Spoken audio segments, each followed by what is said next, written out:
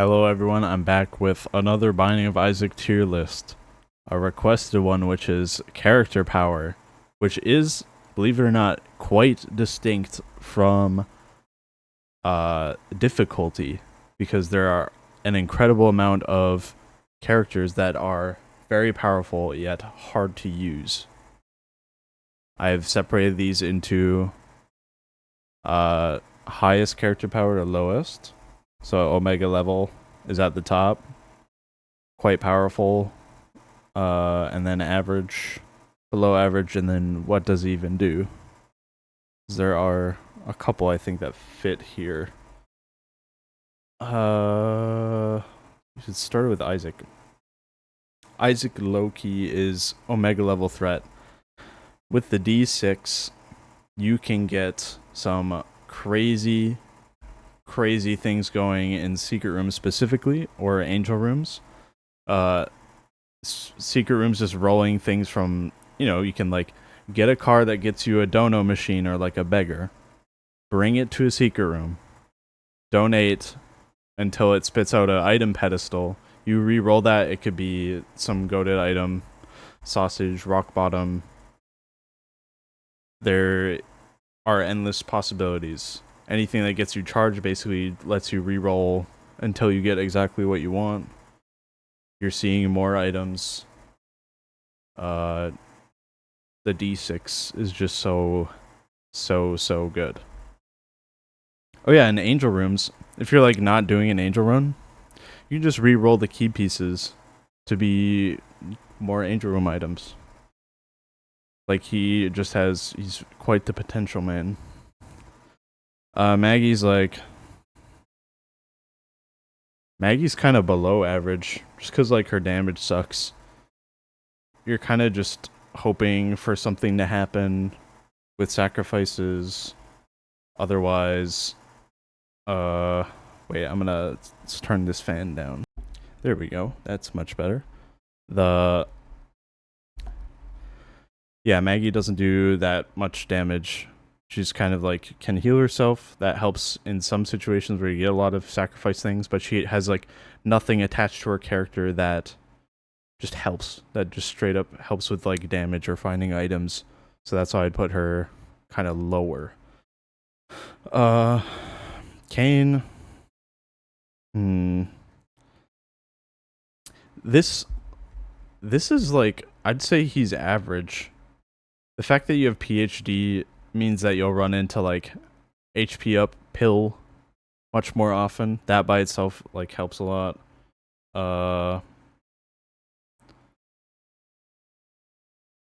He has better luck, so he can just like gamble more often, I guess. That's like better than what Maggie does, I'd say.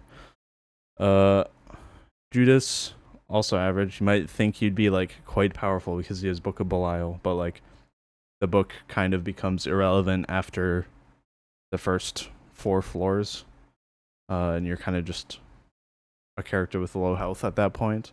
It kind of helps you bulldoze through some of the early rooms, but it's nothing contributing long term to what he's doing. What does Blue Baby even do? You just have Isaac damage. Actually, you might have a small multiplier. I'd have to look back at that. You get some flies. You get cheaper devil deal. Well, that doesn't matter if you are getting hit and you only have those blue hearts to use. So he's just like worse. He doesn't have that much going for him, even though he got buffed.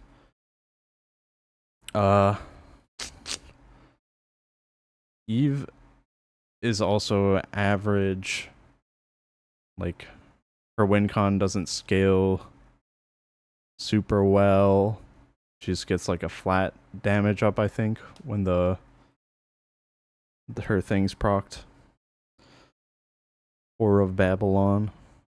Nothing special. Samson, also like you're getting some damage ups for getting hit. This isn't like groundbreaking.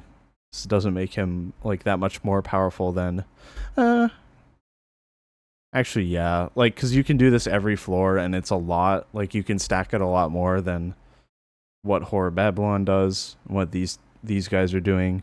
Like Book of Belial's not happening every room, but like if you have a consistent way of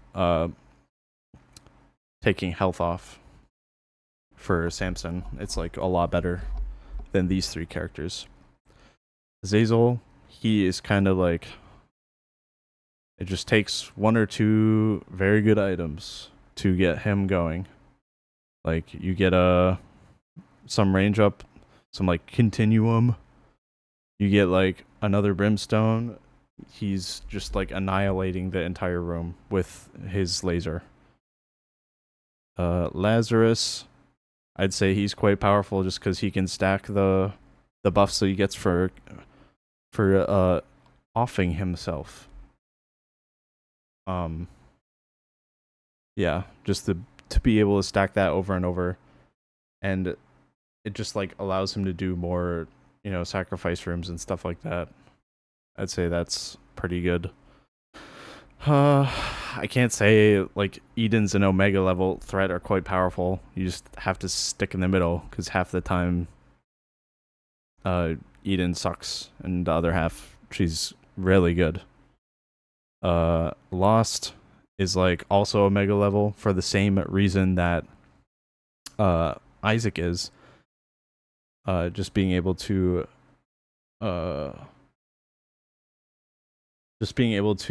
like reroll the items, plus Mantle.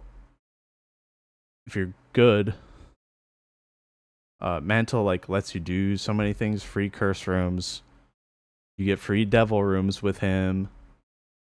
Yeah, re-rolling basically infinite times, like until the item disappears. On par with Isaac for that reason. Basically just the re-rolling. I would say Lilith has good potential to be quite powerful because there's a lot of like, you hit the shop quite often. There's a lot of like familiar based things in the shop. So that's useful. If you get like BFF, she just like instantly bumps up in power. Getting the right familiars, like rolling into the right familiars, just like you can start steamrolling really fast. And if we factor in greed or greedier mode, Lilith is undisputed goat of that mode, just because she gets infinite use of that box of friends or whatever it's called to get like a bunch of familiars. Keeper, it's like, it's not that good. Like he does alright damage at the beginning, but you're just like in this constant battle for like finding coins, which is just something you don't need to think about for the other characters. So I'd say he's down there. Apollion's like, So the cool thing about Apollyon is if he finds an active item that is very high use of charges, like say, what's like the one that requires like 12 charges? There's like some that require much more than 4, and Void uses 4, his starting item. So you can like use that item at a higher rate than you normally would be able to, or like stuff like D20. So if you're able to absorb those high cost items, he has a lot of potential to do like game breaking things. And then also added benefit of like kind of re-rolling items by just like turning them into stats. So I'd say he's quite powerful. Forgotten, I don't know, man. He's like on the border here.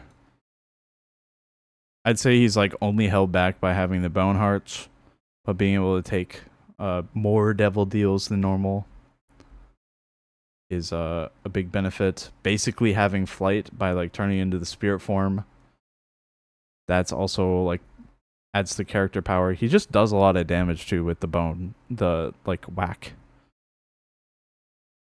I'd say that's not like game breaking potential.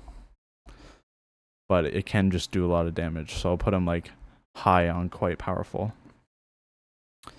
Bethany's kind of average. Like, she can get a lot of wisps, and that just like helps with survivability, but it's not really like game breaking. Not really. These guys are actually quite powerful, even though they're extremely difficult. You kind of get 2 times the DPS if you're really good. This list is based around like potential. So if you can get a lot of like, say you get the treasure room like options item, you're just getting more items because you can like have them move up and grab the items at the same time. Or if you're going alt path, you're just gonna get so many items. I think Esau has higher damage and tiers than normal, even though he has lower health. So like that by itself, like just base character is like better than the average character. So yeah, I'd actually put them in quite powerful. I'd also put Tainted Isaac here because you are just capped by that 8 item limit. That being able to see so many items is obviously good, but like being capped at the 8, I think really holds him back from being on the level of these guys. Brimstone's actually carrying Azazel. Tainted Maggie's like average. The hugs like and the heart thing doesn't really, not like ultra game breaking if I remember. It's just kind of the same thing. More powerful version of Maggie because you get to like do melee, I guess. Tainted Cain is playing an entirely different game than the rest of these characters. Tainted Cain's playing Minecraft puzzle game.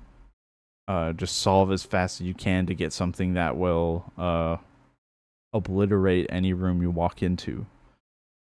You can just, if you have that, you know, the thing that shows what you're going to build pulled up, it's unstoppable. You can make pretty much any item you want with the right things, and all it takes is like one secret room to get a bunch of cool pickups, or getting cool pickups from like opening like angel room pedestals, and you're just getting basically whatever item you want. That's why he's like the difficulty, he was in the middle because it's like lame to have to min max all of these like pickups, but he's definitely one of the most powerful ones. I think on average, probably the highest amount of wins I've had were with him because you can just be patient and make whatever you want. Judas is like quite powerful because you get the damage boost whenever you do the like dash through, the like ninja dash. That stacks pretty well with like if you get any damage multiplier stuff. He doesn't like have any innate game breaking things.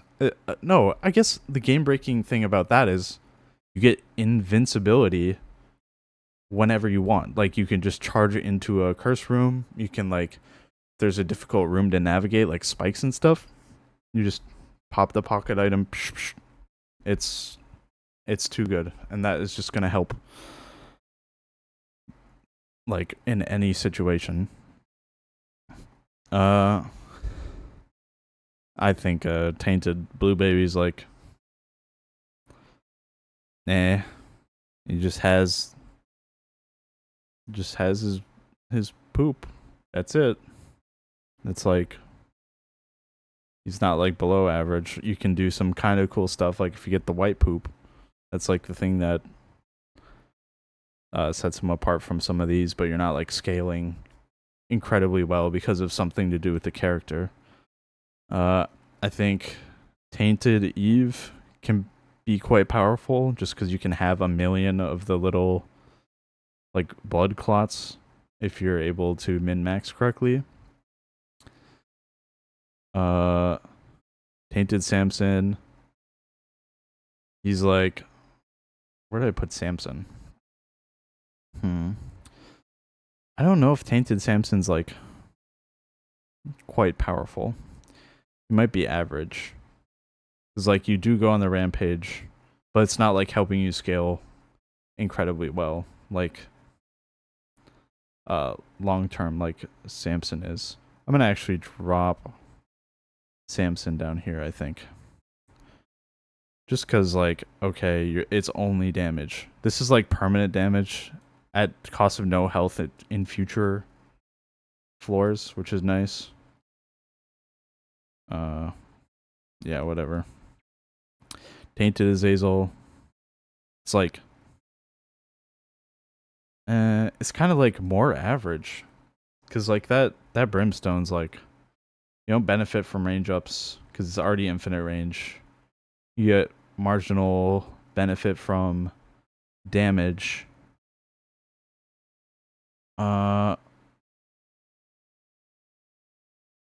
Yeah, because you really got to hit the sneeze. I feel like he's not that powerful. I'd say Tainted Laz is pretty good because you can. It's kind of like an Isaac situation where you can like put the correct item on the right character. Like you don't need to or no, you have to give it to the other character. This one's probably like below average because you're like potentially missing out on some items. You're missing out on some items if you don't have charge to do flip.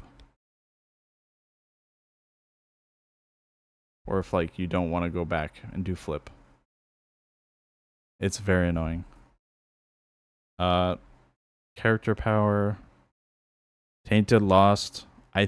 I saw that I neglected to explain why this character is like the upsides of this character in the last video I did, but basically he is hard coded to get good items, only offensive items. He doesn't get any defensive items, but that means you're like, and he has damage multiplier that other characters don't have, so you're just like goated on the sticks from a very early stage in the run. And and Tainted Lost and Lost both get the luck up. Like, oh, I didn't take a hit. It spawns a trinket that gives you luck up after 3 floors, I think. So always getting that just instantly makes any luck-based item super cracked. Yeah, he is probably like, it's probably like Kayn because you can get anything, and then Tainted Lost, Isaac, Azazel for character power on that top tier. Eden. Tainted Eden. This might have to go in the middle again because I feel like you could just like spam reroll into something that's really good. Yeah. Just because like you're in control of how many hits you take in some rooms. So if you have like a comfortable amount of health on the floor, you can just take a damage on purpose to get a good build. I think that has high potential. This character's like, I don't know, it's like average. Tainted Lilith kind of just like plays normal game. Doesn't get like normal, like any benefits inherent to her character. I say that a lot for the characters in this tier, that there's like nothing special that helps them kind of on the meta game level. Yeah. This character, Tainted Keeper is so fun. He's kind of like forgotten in that you're doing a bunch of damage. You can accumulate so much money, so much that you don't know what to do with. I think that makes him a lot of fun because you get like a couple cool shop items like the extra shop, like the member card, or if you are able to find like the like secret shops. I forget what they're called, but you like go down and there's like devil deals and stuff. cracked. Absolutely cracked. Tainted Apollyon, like, I don't know if they like buffed this character because I was seeing someone say they were good.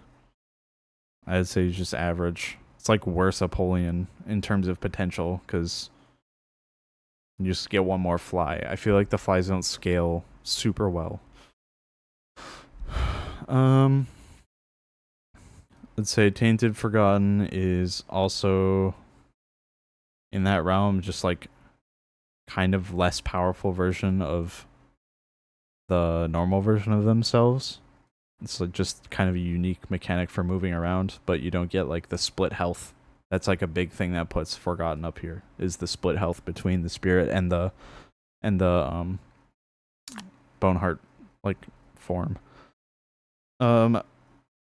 I'd say Tainted Bethany is up here just because you can, with proper ways of getting the red hearts onto the field, you can get a million like passives that you have no right of gaining. Like you could just get a Cricket's Head like passive from Lemageddon, and it's very unlikely that you're gonna lose that Wisp if you're that powerful.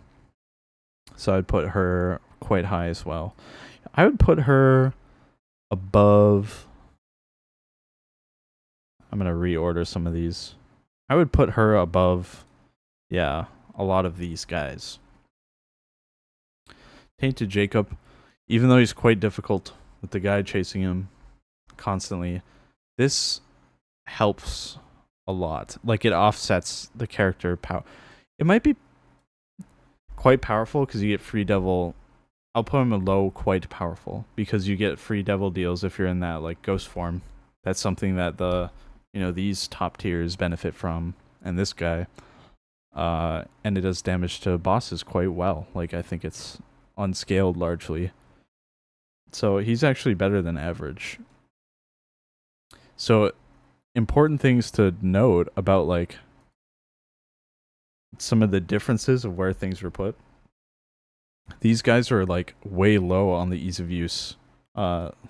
These two, and him were all like bottom, but because they're still like very powerful in a vacuum, with like the caveat of like, oh, I just don't get hit. If you don't get hit, these characters are so much better like than the average character. That's why I think they're kind of locked behind a lot of walls, a lot of unlocked stuff. So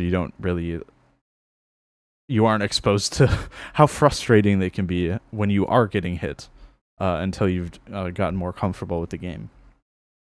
But then there are some like ones that are clear. This character is for you to have fun. It's like Judas, this one, Azazel, Isaac's there to have fun. Because they're just powerful and pretty easy. I wouldn't say buff Blue Baby. He's like okay, but yeah, I'm pretty happy with where this list is.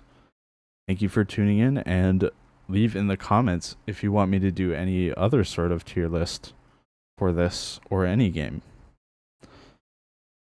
Goodbye.